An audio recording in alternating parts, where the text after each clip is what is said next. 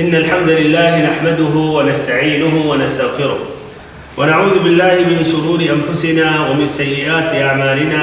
من يهده الله فلا مضل له ومن يضلل فلا هادي له.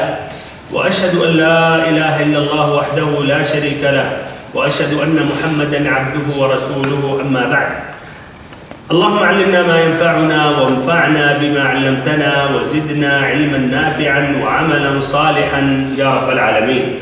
قابل احترام معزز بھائیوں، عزیز ساتھیوں اور ہماری ماں اور بہنوں، باب شروط الصلاۃ، نماز کی شرطیں، اس باب کا یہ 8واں درس ہے جس میں حدیث نمبر 9 اور حدیث نمبر 10 پیش کرنے جا رہا ہوں. وعن عامر بن ربيعة رضي الله عنه قال: رأيت رسول الله صلى الله عليه وسلم يصلي على راحلته حيث توجهت به. متفق عليه. زاد البخاري: يؤمئ برأسه ولم يكن يصنعه في المكتوبة. ولأبي داود من حديث أنس رضي الله عنه كان إذا سافر فأراد أن يتطوع استقبل بناقته القبلة فكبر ثم صلى حيث كان وجه ركابه وإسناده حسن. حضرت عامر ابن ربیعہ رضی اللہ عنہ فرماتے ہیں کہ میں نے رسول اللہ صلی اللہ علیہ وسلم کو اپنی اونٹنی پر نماز پڑھتے دیکھا ہے، وہ جس طرف بھی آپ کو لیے پھرتی. بخاری و مسلم. اور بخاری نے اضافہ نقل کیا ہے کہ آپ اپنے سر مبارک سے اشارے کے ساتھ نماز ادا فرماتے اور فرض نماز میں ایسا نہیں کرتے تھے. اور ابو داؤد میں حضرت انس رضی اللہ عنہ سے مروی ہے کہ جب آپ سفر کرتے اور نفلی نماز پڑھنا چاہتے تو اپنی اونٹنی کا رخ قبلے کی طرف موڑ دیتے اور تکبیر کہتے، اس کے بعد پھر سواری کا رخ جس جانب بھی ہو جاتا نماز پڑھتے رہتے. اس حدیث کی سند حسن ہے. اس طرح 2 حدیثیں ہیں. پہلی حدیث میں 2 روایتیں بیان کی گئی. حدیث کی تخریج: پہلی حدیث عامر ابن ربیعہ رضی اللہ عنہ کی حدیث، اس کی روایت متفق علیہ ہے تو امام بخاری نے روایت کی، امام مسلم نے. امام بخاری نے کتاب تقصیر الصلاة باب صلاة التطوع على الدواب وحيثما توجهت، پیج نمبر 176، حدیث نمبر 1093. امام مسلم نے روایت کی ہے، پیج نمبر 285، حدیث نمبر 701. کتاب صلاة المسافرین باب جواز صلاة النافلة على الدابة في السفر حيث توجهت. یہ دونوں حضرات کے اسناد ہے. ابن شہاب جو روایت کرتے ہیں عبداللہ بن عامر ابن ربیعہ، جو روایت کرتے ہیں اپنے والد صحابی رسول عامر ابن ربیعہ رضی اللہ عنہ. ان کے والد کہتے ہیں یہی لفظ، یا رأیت رسول اللہ صلی اللہ علیہ وسلم یصلی علی راحلته حیث توجہت به. یہ بخاری کا لفظ ہے. اور مسلم کا لفظ اس طرح ہے انہ رأى رسول اللہ صلی اللہ علیہ وسلم یصلی الصبح، یا آپ صلی اللہ علیہ وسلم نمازیں پڑھ رہے باللیل. اس سے کیا بات واضح ہوئی کہ کون سی نماز تھی؟ رات کی نماز، قیام اللیل، تہجد کی نماز. مسلم کی روایت سے اسی لیے دوسری روایت بھی بیان کی جا رہی ہے تاکہ فقہ الحدیث، شرح الحدیث اس وقت یہ مزید سمجھ میں آ جائے حدیث اور احکام جو اہل علم نے مستنبط کیا وہ بھی سمجھ میں آ جائے. تو مسلم کی روایت میں کیا ہے؟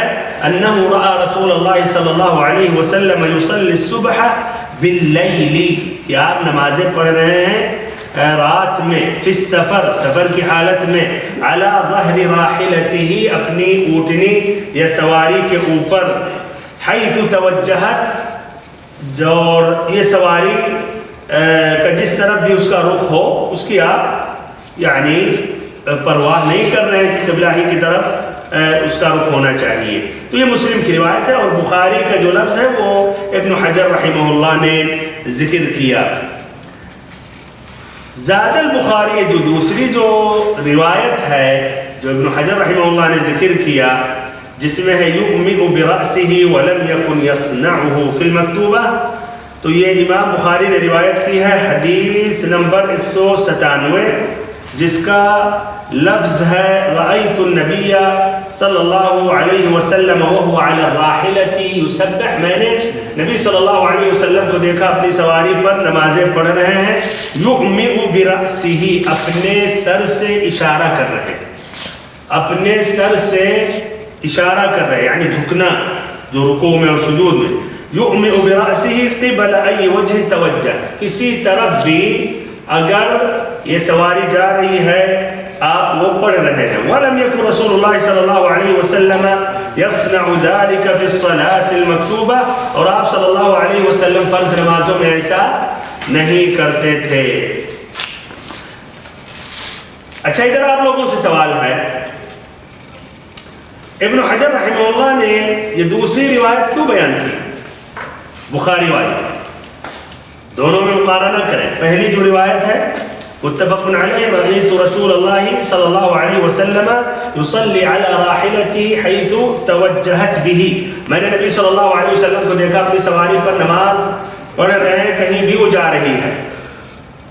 اچھا پھر بخاری کی روایت بیان کی یغمئ برأسہ ولم یکن یصنعہ فی المکتوبہ، کہ آپ اپنے سر سے اشارہ کر رہے ہیں اور ایسا فرض نمازوں میں نہیں کر رہے، نہیں کرتے تھے.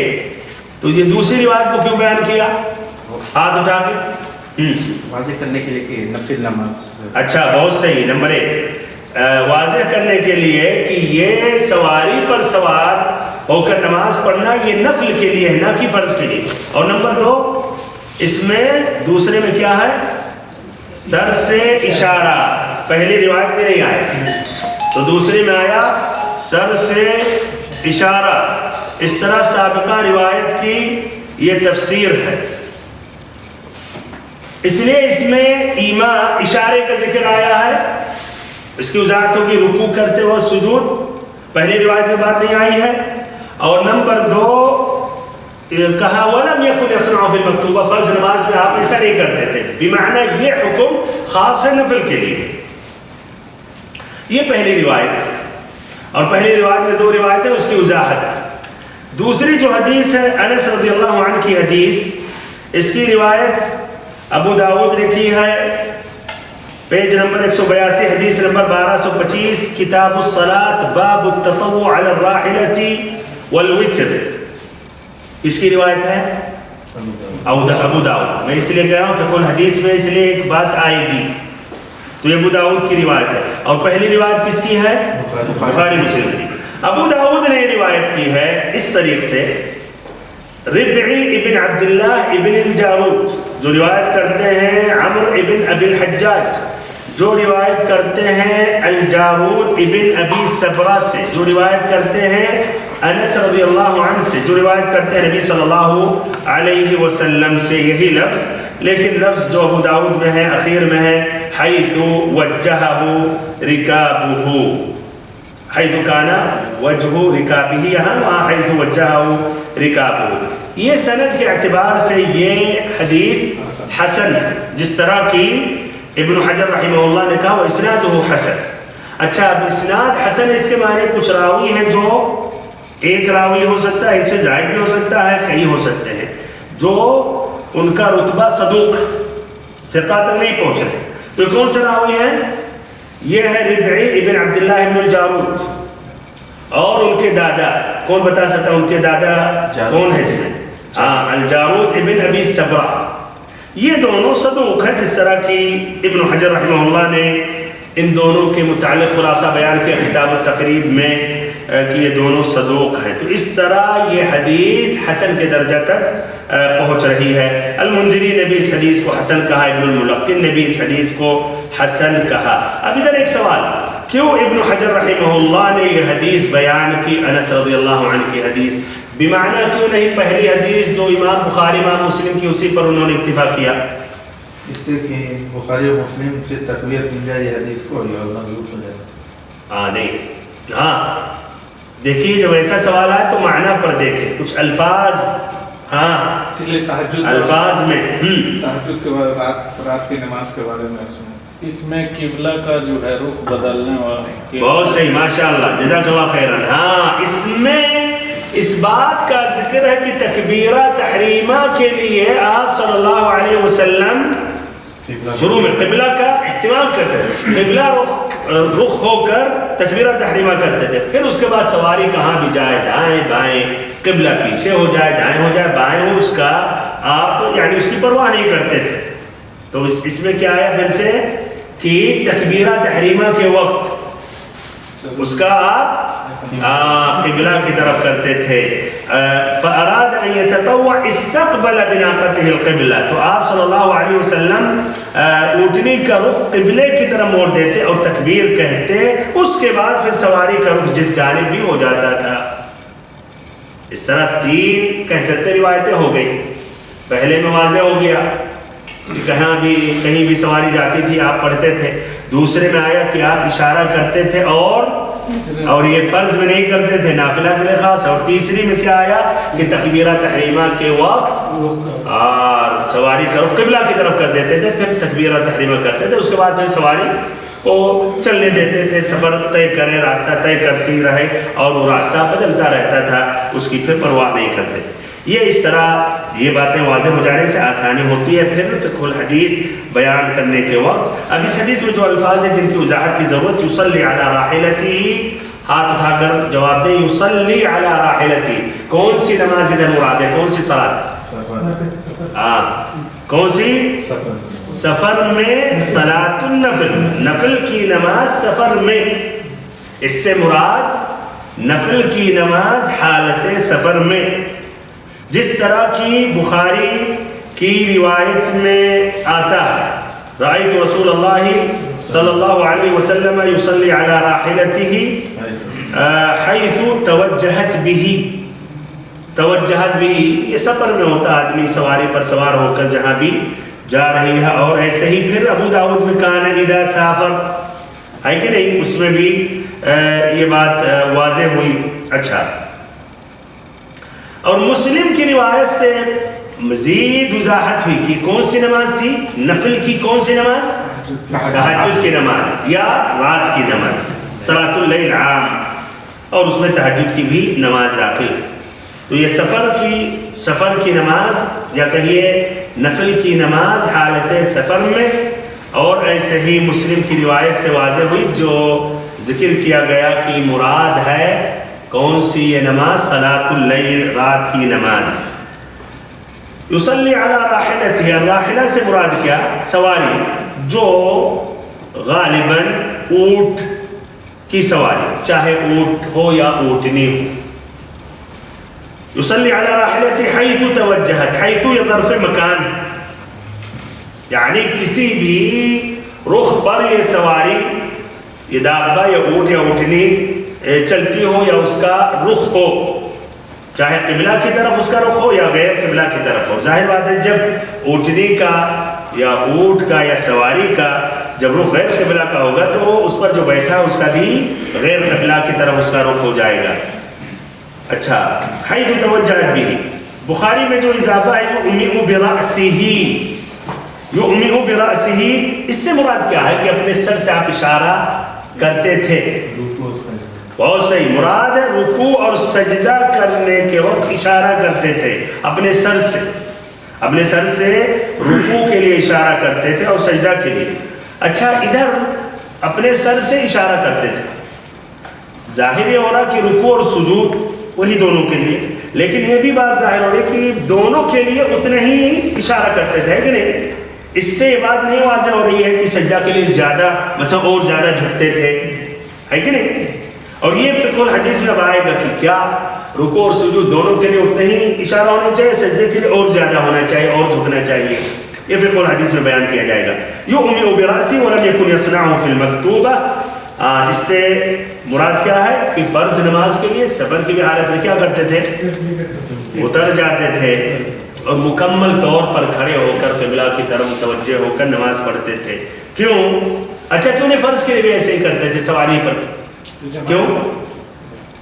ہاں، جماعت سے لوگ بھی اور ان کے پیچھے. اچھا، ممکن ہے سواری پر بھی ایک ساتھ جماعت سے پڑھ لیں، آگے ہو جا پیچھے پڑھتے رہے.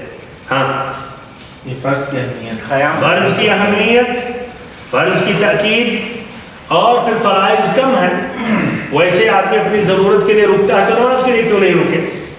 اور نفل میں اس لیے آسانی فرض نہیں ہے اور آدمی کا وقت بھی بچ جائے گا، اس لیے شریعت نے آسانی دے دی، لیکن فرض میں یہ آسانی دینے کی ضرورت نہیں۔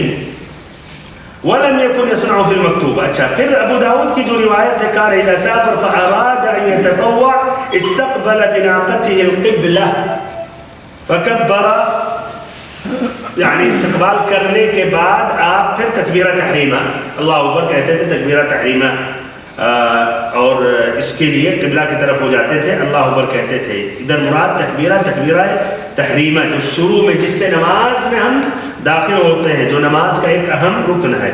ثم صلی، پھر اس کے بعد آپ اپنی نماز پڑھتے تھے، پوری کرتے تھے، اور پھر کہیں بھی یہ سواری کا رخ ہوتا تھا۔ اس طرح اب یہ اس کا معنی مطلب واضح ہو گیا۔ فقہ الحدیث بیان کر رہا ہوں، کوشش کر رہا ہوں یہ ٹائم ختم ہونے سے پہلے حدیث یا دونوں حدیثوں کے متعلق بات مکمل ہو جائے۔ تو ہاں، پہلا فائدہ سبب کیا ہے؟ ہاتھ اٹھا کر مختصراً، ہاں پہلا فائدہ کیا ہے؟ جو پوری حدیثیں اسی کے متعلق ہمیں فائدہ۔ سفر میں بھی نفل نمازیں پڑھنی چاہیے، جیسے فرض نمازوں کے علاوہ سوائے فجر کی نمازیں بھی جو سنت ہے، اچھا صلی اللہ علیہ وسلم اس کا بھی اہتمام کرتے تھے۔ اچھی بات ہے۔ اچھا، لیکن یہ واضح نہیں بھائیوں کہ سفر میں ہمیں نوافل چھوڑ دینا چاہیے، اور یہی آسانی کے لیے شریعت نے 4 رکعت والی نمازوں کو 2 پڑھنے کا حکم دیا ہے کہ نہیں؟ تو کیا رہا ہے؟ ایسا تو نہیں ہے کہ نوافل نہیں پڑھنا چاہیے سفر میں؟ اچھا، اس کی وضاحت کر رہا ہوں۔ پہلا فائدہ، پہلا سبق یہ ہے، ان حدیثوں سے بات واضح ہوئی کہ سفر کے دوران نوافل پڑھنا، نفلی نمازیں پڑھنا یہ مشروع ہے، یہ ثابت ہے شریعت سے، یہ مشروع ہے۔ جس طرح کی کون سی نمازیں؟ ضحیٰ کی 2 رکعت، ایسے ہی اگر آپ نے وضو کیا، وضو کرنے کے بعد 2 رکعت نماز پڑھنا، ایسے ہی رات کی نمازیں، ایسے ہی تہجد کی نمازیں، اس کے علاوہ اور بھی جو نوافل ہیں۔ لیکن سنن رواتب جو ہیں، جو دن اور رات میں 12 یا 10 سنتیں ہیں، ان تمام سنتوں کو چھوڑ دینا چاہیے سوائے فجر کی 2 سنت، اس لیے کہ آپ صلی اللہ علیہ وسلم نے نہ سفر میں نہ حالت اقامت میں آپ نے چھوڑا۔ موبائل میں جب آئے تو توجہ چاہتا ہے، موبائل بند کر دیں۔ صحیح، جزاک اللہ خیر، فائدہ لکھ رہے ہیں، چلیے اچھا، فائدہ لکھ رہے ہیں تو اچھی بات ہے، لیکن موبائل جب نوجوان کھولتے ہیں تو مشکوک رہتے ہیں ہمیشہ، اسی لیے ہماری شک پر آپ اعتراض نہ کیجیے گا۔ اچھا، لیکن محمد ماشاءاللہ ایک داعی ہے، وافی کے متخرج ہیں، جزاک اللہ خیر۔ چلیے، فائدے لکھ رہے ہیں اور ان کو پہنچا رہے ہیں، اللہ کو جزا کریں۔ سوائے فجر کی 2 سنت، اس لیے آپ صلی اللہ علیہ وسلم نے نہ حالت سفر میں نہ حالت اقامت میں آپ نے چھوڑا۔ ظہر کی سنت جو 4 پہلے یا 2 پہلے اور 2 بعد، اس کو چھوڑ دینا چاہیے۔ مغرب کے بعد 2 چھوڑ دینا چاہیے، عشاء کے بعد 2 چھوڑ دینا چاہیے۔ عصر کے پہلے یا بعد میں سنن رواتب نہیں ہے، فجر سے پہلے 2 ہیں، اس کو پڑھیں۔ تو یہ پہلا فائدہ ہے۔ دوسرا سبب، دوسرا فائدہ کہ جو سفر کے دوران نفلی نمازیں پڑھ رہا ہے اور اپنی سواری پر سوار ہے، تو وہ جس طرف اس سواری کا رخ ہے اسی طرف اپنا رخ کرے گا۔ لازم نہیں ہے کہ قبلہ کی طرف متوجہ ہو۔ اور اس حدیث سے یا ان حدیثوں سے بات واضح ہو رہی ہے کہ سفر طویل ہو یا قصیر ہو، کوئی فرق نہیں ہے، اور آدمی گاڑی میں ہے یا ہوائی جہاز میں ہے یا کشتی میں ہے، اور وہ نافلہ پڑھ رہا، نوافل پڑھ رہا، تو قبلہ کی طرف رخ کرنا یہ ضروری نہیں ہے۔ لیکن بھائیو، اگر آسانی سے قبلہ کی طرف رخ کر کے نوافل پڑھ سکتا ہے تو، مثلا جہاز میں ایک جگہ ہے خاص ہے، اور رات کی نماز پڑھنا چاہے یا ضحیٰ کی نماز پڑھنا چاہے، تو کیا کہیں گے؟ کرسی پر بیٹھ کے کوئی بات نہیں، قبلہ پیچھے اسی طرح پڑھ لو۔ نہیں، جب آسانی ہے تو واللہ عالم ایسے وقت میں لازم ہے، ایسے وقت میں لازم، اگر آسانی سے قبلہ کی طرف رخ کر کے نماز پڑھ سکتا ہے، جگہ ہے، یا ہوائی جہاز میں نماز کے لیے جگہ نہیں ہے لیکن کافی سیٹیں خالی ہیں اور جگہیں ہیں وہاں، تو وہاں جا کر وہ نماز پڑھ لے۔ تو دوسرا فائدہ کہ سفر میں قبلہ کی طرف رخ اس نے نہیں کیا، سواری جس طرف ہے پڑھ رہا ہے کوئی حرج نہیں، لیکن اگر آسانی سے قبلہ کا رخ قبلہ کی طرف متوجہ ہو کے نماز پڑھ سکتا ہے تو یہ کچھ اہل علم نے کہا کہ یہ لازم ہے، ایسی حالت میں لازم ہے، اس لیے کہ شریعت نے آسانی دی کس لیے؟ اس لیے دشواری نہ ہو، آدمی سفر طے کرتا رہے نماز پڑھتا رہے، لیکن جب وہ ایسے وسیلے سے ایسی چیز سے سفر کر رہا جس میں یہ آسانی ہے تو پھر اسے یہ جو شریعت نے یہ آسانی چھوٹ دی ہے اس کو ادھر لینے کی ضرورت نہیں، اس لیے وہ جا کر مکمل طور پر نماز پڑھ سکتا ہے قبلہ کی طرف رخ کر کے۔ تیسرا فائدہ یہ ہے انس رضی اللہ عنہ کی جو حدیث ہے جس کی روایت کس نے کی ہے؟ ابو داؤد نے کی۔ اس سے کیا بات واضح ہوئی کہ تکبیرہ تحریمہ کے لیے قبلہ کی طرف رخ کرنا چاہیے، تکبیرہ تحریمہ کے لیے قبلہ کی طرف رخ کرنا چاہیے، پھر اس کے بعد سواری جہاں بھی سوار متجہ ہو چلے اس کی پرواہ نہ کرے۔ اس سے کیا بات واضح ہوئی؟ اس سے بات واضح ہوئی کہ تکبیرہ تحریمہ کے لیے قبلہ کا استقبال کرنا کیا ہے؟ واجب ہے، قبلہ کا رخ کرنا واجب ہے، اور یہ حنابلہ کا یہ قول ہے۔ اب رہی بات کیا بھائیو مسئلہ اجماع ہے، اس میں اور بھی اقوال ہیں؟ اجماع نہیں ہے، دوسرا قول ہے۔ دوسرا قول کیا ہے؟ کہ قبلہ کی طرف تکبیرہ تحریمہ کے لیے بھی متوجہ ہونا ضروری نہیں ہے۔ اچھا، جنہوں نے کہا واجب ہے جو حنابلہ ہیں ان کی دلیل کیا ہے؟ ہاں ان کی دلیل انس رضی اللہ عنہ کی حدیث جس کی روایت ابو داؤد نے کی۔ اچھا، جنہوں نے کہا کہ ضروری نہیں ہے تکبیرہ تحریمہ کے لیے بھی، حضرت آپ ابھی ساؤتھ کی طرف آپ کا رخ ہے، جنوب اور قبلہ پیچھے ہے، شمال کی طرف مثلاً آپ بس تکبیرہ تحریمہ کریں سواری پر پڑھیں، ان کی دلیل کیا ہے؟ بہت صحیح، ان کی دلیل یہ ہے عامر بن ربیعہ رضی اللہ عنہ کی حدیث جس کی روایت امام بخاری اور امام مسلم نے کی ہے، اس میں اس کا تذکرہ نہیں ہے، عام ہے، مطلق ہے۔ اس کے علاوہ ایسے ہی ایک دوسری حدیث ابن عمر رضی اللہ عنہما کی بھی، ایسے ایک تیسری حدیث انس رضی اللہ عنہ کی بھی ہے، اور یہ تمام حدیثیں صحیحین میں ہیں۔ اس میں تکبیرہ تحریمہ کو مستثنیٰ نہیں کیا گیا، بلکہ یہ سب کے لیے آیا ہے کہ قبلہ کی طرف رخ کرنا ضروری نہیں ہے، آیا ہی نہیں ہے، یعنی یہ آتا مطلقاً آپ صلی اللہ علیہ وسلم نماز پڑھتے تھے جس طرف بھی سواری کا رخ ہو۔ تو راجح مسئلہ کیا ہے؟ راجح ہی ہو گیا۔ اچھا، راجح ہی ہو گیا کہ واجب نہیں ہے، لیکن سوال ہے بھائیو، جب دو حدیثیں آ گئی ہیں، ایک حدیث مطلق ہے اور ایک حدیث مقید ہے، یا ایک عام ہے خاص ہے، تو خاص کو حمل کرنا چاہیے نہیں؟ کرنا چاہیے، یہی ہے قاعدہ کے اعتبار سے، لیکن یہاں اہل علم نے کہا کہ نہیں، اس میں کئی حدیثیں آ گئی اور بخاری و مسلم کی آ گئی، تو کہتے ہیں غالب گمان ابھی زیادہ اقرب حدیث کے روشنی میں یہی نظر آ رہا کہ تکبیرہ تحریمہ کے لیے بھی قبلہ کی طرف رخ کرنا ضروری نہیں ہے۔ تو اللہ اعلم یہ زیادہ راجح ہے، لیکن احتیاط کا تقاضا ہے تاکہ تمام حدیثوں پر ہم عمل کریں۔ احتیاط کا تقاضا ہے کہ جہاں بھی آدمی کو آسانی سے قبلہ کی طرف رخ کر کے تکبیرہ تحریمہ کر سکتا ہے تو کر لے، پھر اس کے بعد پھر وہ آرام سے جس طرف بھی سواری کا رخ ہو اس طرف وہ جانے دے اور وہ اپنے حساب سے پھر نماز پڑھتا رہے۔ یہ اس طرح یہ دونوں حدیثوں پر عمل ہے، تمام حدیثوں پر۔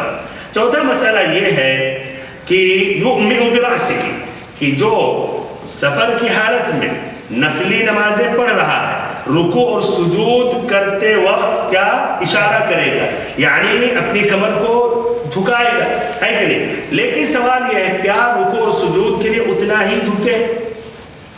اس حدیث کی روشنی میں یہی ہو رہا مطلق ہے کہ رکوع اور سجدے کے لیے اتنا ہی ہے، بمعنی رکوع کے لیے اگر وہ اس طرح نماز پڑھ رہا ہے، رکوع کے لیے اتنا جھکا تو پھر سجدے کے لیے بھی اتنا ہی جھکے گا۔ اچھا، یہ ہے، لیکن ایک دوسری حدیث آ گئی۔ یہ حدیث مکمل سننے کے بعد پھر کہیں راجح مسئلہ کیا ہے؟ جابر رضی اللہ عنہ کی حدیث ہے جس کی روایت عبد الرزاق نے کی ہے، احمد نے عبد الرزاق سے روایت کی ہے، اس لیے عبد الرزاق شیخ ہیں امام احمد کے. امام احمد گئے تھے ان سے حدیثیں سیکھنے کے لیے. عبد الرزاق الصنعانی صنعاء یمن کے رہنے والے تھے. تو الترمذی نے اس حدیث کو حسن و صحیح بھی کہا، البغوی نے بھی صحیح قرار اس حدیث کو دیا ہے. جابر رضی اللہ عنہ کہتے ہیں بعثني النبي صلی اللہ علیہ وسلم في حاجة فجئت وهو يصلي على راحلته نحو المشرق، کہ مجھ کو نبی صلی اللہ علیہ وسلم نے کسی کام کے لیے بھیجا، پھر جب میں واپس آیا تو دیکھا آپ صلی اللہ علیہ وسلم اپنی سواری پر سوار ہو کر مشرق کی طرف نماز پڑھ رہے ہیں. والسجود اخفض من الرکوع، یا والسجود اخفض من الرکوع، اور سجدہ میں سجدہ جو کر رہے تھے وہ رکوع سے زیادہ اس میں آپ صلی اللہ علیہ وسلم یعنی جھکے نظر آئے، یا زیادہ وہ آپ صلی اللہ علیہ وسلم نے اپنی کمر کو سجدے کے لیے آپ نے جھکائی. تو یہ اس طرح راجح مسئلہ کیا ہے کہ سجدے کے لیے کچھ زیادہ ہونی چاہیے تاکہ فرق ہو جائے. چلیے حدیث کے علاوہ کیا دلیل ہے بھائی؟ ایسے بھی دلیل یہ رکوع میں کم جھکتے ہیں سجدے. بہت صحیح. اصل دیکھا جائے اصل میں رکوع میں آدمی آدھا جھکتا ہے اور سجدے میں مکمل جھک جاتا ہے. تو ادھر بھی جب اشارہ کر رہا ہے تو جو اصل ہے اسی طرح کرنے کی کوشش کرنی چاہیے. تو رکوع میں کم جھکے اور سجدے میں زیادہ جھکے. تو اس طرح یہ بھی دلیل ہے اور اسی کو کہتے ہیں فقہ. اسی کو کہتے ہیں فقہ، صحیح سمجھ اور اس طرح اصل پر قیاس کرنا جس سے مزید اس قول کی قوت ملتی ہے. اچھا، پانچواں مسئلہ یہ ہے کہ فرض نماز سواری پر سفر کی حالت میں نہیں پڑھی جائے گی، بلکہ فرض نماز کے لیے آدمی کو سواری سے اترنا ہوگا اور پھر مکمل طور پر یہ نماز کو ادا کرے گا.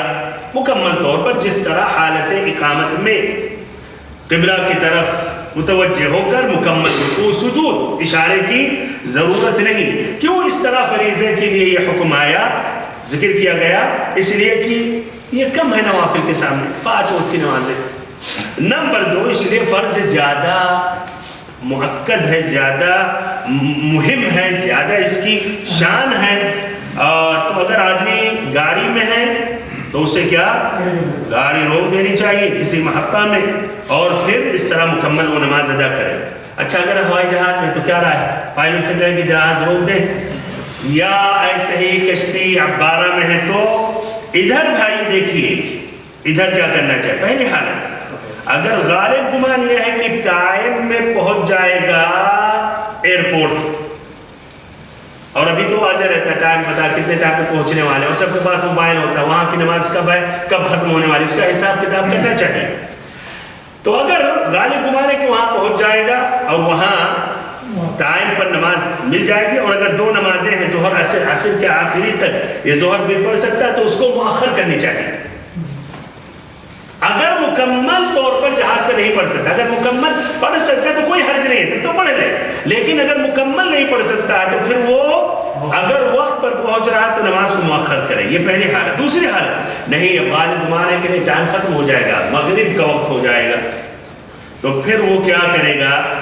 اپنی استطاعت کے مطابق پڑھے گا.